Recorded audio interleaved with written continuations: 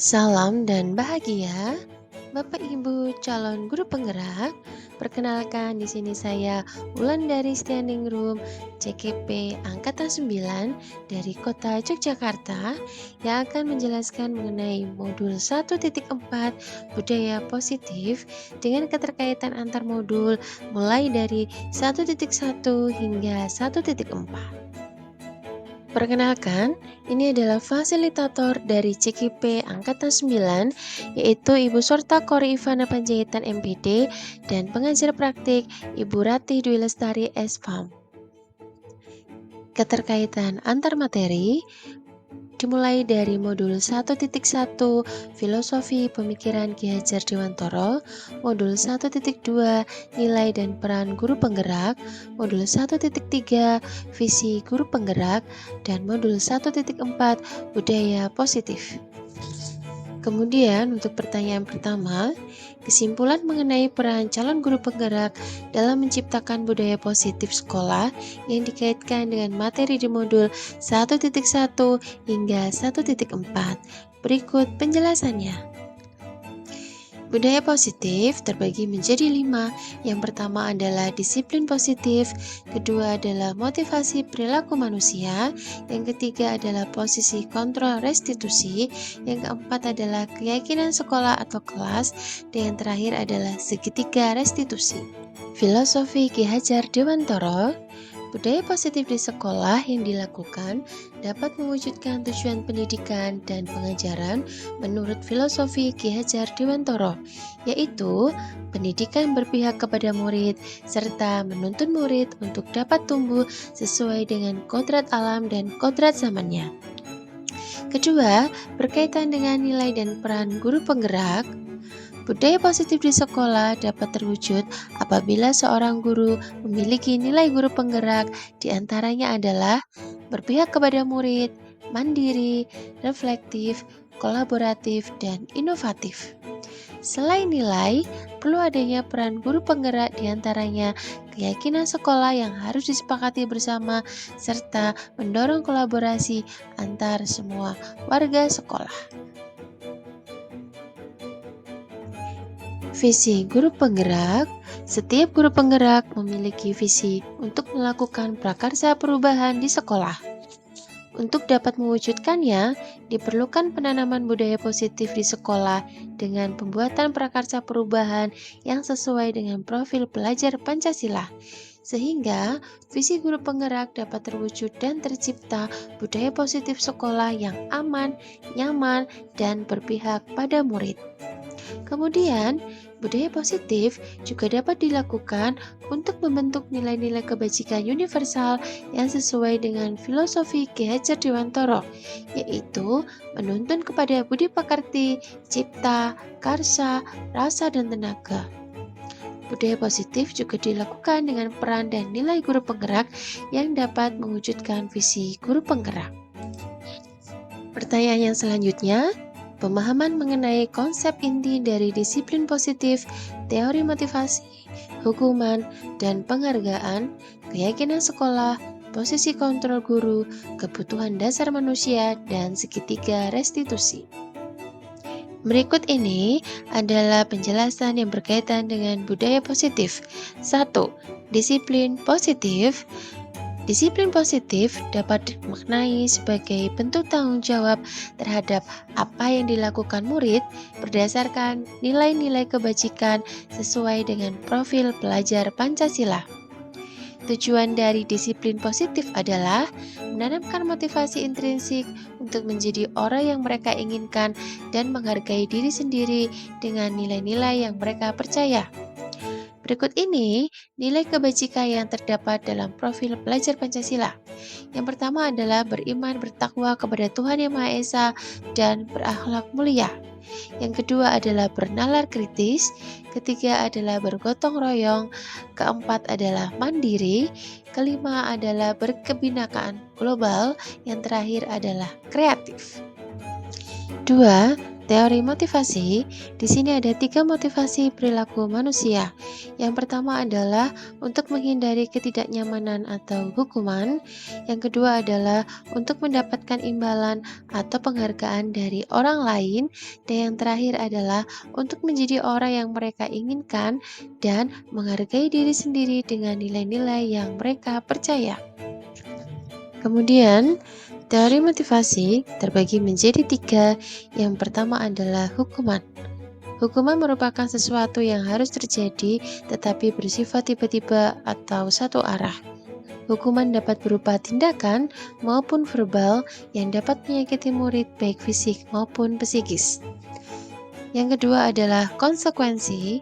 Konsekuensi merupakan sesuatu yang sudah disepakati antar murid dan guru. Konsekuensi dibuat terlebih dahulu dan akan diterima bila ada pelanggaran yang telah dilakukan. Yang ketiga adalah restitusi. Restitusi adalah proses menciptakan kondisi bagi murid untuk memperbaiki kesalahan mereka sehingga akan kembali dengan karakter yang lebih kuat. 3. Keyakinan sekolah. Keyakinan sekolah sebagai fondasi dan arah tujuan sekolah dalam memecahkan konflik di sebuah sekolah dengan menggali nilai-nilai kebajikan yang ingin dituju. Berikut ini kegiatan-kegiatan dalam pendalaman keyakinan kelas. Yang pertama adalah pembentukan keyakinan sekolah, kemudian kegiatan tampak seperti atau tidak tampak seperti, kemudian membuat tampak seperti menjadi tabeli, dan terakhir adalah peran guru dan murid dalam mengimplementasikan keyakinan kelas. 5. Posisi kontrol. Posisi kontrol digunakan untuk meninjau kembali penerapan disiplin di sekolah. Posisi kontrol dapat diterapkan oleh orang tua, guru, ataupun atasan dalam melakukan kontrol. Terdapat 5 posisi kontrol yang dapat dilakukan oleh guru di sekolah adalah sebagai berikut. 1. Penghukum. 2. Pembuat rasa bersalah. 3. Teman. 4. Pemantau. Dan yang kelima adalah manajer. 6. Segitiga restitusi. Segitiga restitusi digunakan guru atau orang tua untuk membantu murid dalam menemukan solusi dan memperbaiki kesalahan agar dapat menghasilkan murid yang mandiri dan bertanggung jawab. Ada 3 langkah dalam segitiga restitusi. 1. Menstabilkan identitas. Guru berperan menggeser identitas murid dari identitas gagal ke identitas sukses. Contoh, berbuat salah itu tidak apa-apa. 2. Validasi tindakan yang salah. Guru akan bergeser dari pemikiran stimulus respon menjadi proaktif yang mengenali tujuan dari setiap tindakan. Contoh, kamu pasti punya alasan untuk melakukan itu. 3. Menanyakan keyakinan. Murid akan termotivasi secara internal sesuai dengan nilai kebajikan yang telah diperoleh dan guru menuntun murid untuk fokus terhadap hal yang diperoleh. Contoh, kamu bebas ingin yang seperti apa? Pertanyaan selanjutnya, perubahan yang terjadi pada cara berpikir saya dalam menciptakan budaya positif di kelas maupun sekolah setelah mempelajari modul ini. Setelah mempelajari modul ini, saya berpikir bahwa untuk menerapkan budaya positif diperlukan persiapan yang matang, melibatkan murid dan juga kolaborasi dari guru dan tendik untuk penerapannya. Jika hal tersebut sudah mengakar dilakukan di sekolah, maka harapan untuk sekolah dan murid impian dapat terwujud. Selain itu, mengubah posisi kontrol diri yang selama ini sebagai pembuat rasa bersalah ternyata belum tepat, sehingga saya berusaha mengubah posisi kontrol diri saya menjadi manajer dengan menerapkan segitiga restitusi juga penting dilakukan. Pertanyaan yang selanjutnya, pengalaman yang pernah saya alami terkait penerapan konsep inti dalam modul budaya positif di lingkup kelas maupun sekolah. Pengalaman yang pernah saya alami dalam penerapan budaya positif adalah masalah indisipliner murid. Beberapa kali terjadi pelanggaran yang dilakukan oleh murid, diantaranya 1. Terlambat masuk sekolah, 2. Berperilaku tidak menghargai teman, dan 3. Berkata kotor. Tahap penyelesaian yang semula menggunakan hukuman kini berubah menjadi tahapan-tahapan restitusi. Walaupun belum secara optimal dalam melaksanakannya, tetapi hal ini merupakan sebagian dari proses yang secara terus-menerus akan dilakukan. Oleh karena itu, kolaborasi dari rekan sejawat diperlukan untuk menyukseskan budaya positif di sekolah. Bagaimanakah perasaan Anda ketika mengalami hal-hal tersebut? Perasaan saya ketika mengalami hal tersebut adalah awalnya merasa ragu-ragu, tetapi setelah mengetahui bagaimana cara mengimplementasikannya, saya merasa tertantang untuk memiliki posisi kontrol sebagai manajer.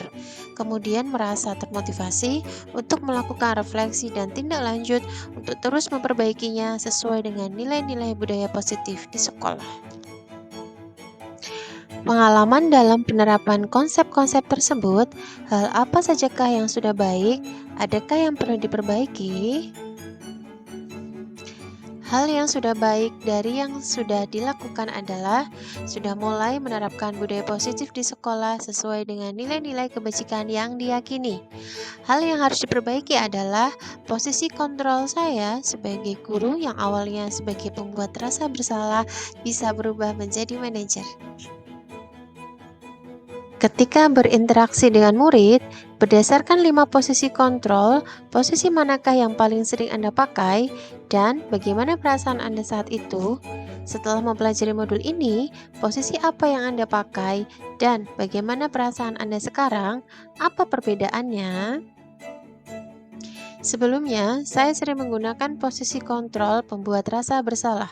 Saat itu saya merasa bahwa yang saya lakukan benar, yaitu membuat murid bersalah, kemudian berharap mereka memperbaikinya.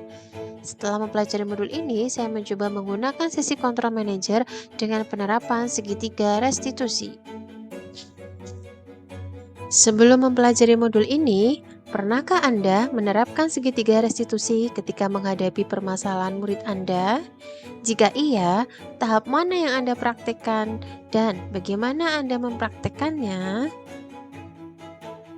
Sebelumnya, secara tidak sadar, saya pernah menggunakan konsep segitiga restitusi, tetapi tahapannya tidak utuh dilakukan. Tahapan yang saya lakukan adalah menstabilkan identitas dan validasi tindakan yang salah. Saya belum sampai pada tahapan menanyakan keyakinan, karena ketika murid melakukan perbaikan dari permasalahan, masih dengan pendapat saya, bukan murid sendiri.